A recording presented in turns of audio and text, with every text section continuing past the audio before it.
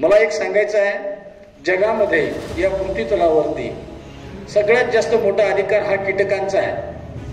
ही पृथ्वी 65% कीटक संवर्गाच्या जीवाणूंनी व्यापलेली आहे. आपण अतिशय कमी आहे आणि आपल्या आधी निसर्गामध्ये या पृथ्वीतलावरती कीटक आधी आलेले आहेत आणि त्यांची मालकी आहे. तर तुम्ही कीटकांचा नाश पूर्णतः करू शकत नाही, तर त्यांच्याबरोबर आपण दुसरी पर्यायी व्यवस्था, त्याचं व्यवस्थापन करू शकतो. व्यवस्थापन करणे आणि नियंत्रण करणे या दोन गोष्टी भिन्न आहेत.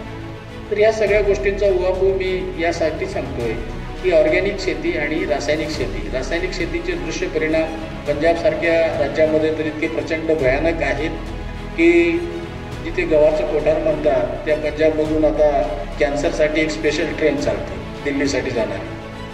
तिच्यामध्ये फक्त कॅन्सर पेशंट असतात.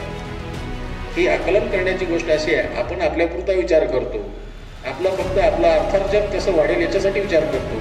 पण ती कोबी लावलेली असते आणि त्याच्यावर इतके प्रचंड फवारणी 2 दिवसाआड फवारणी असते.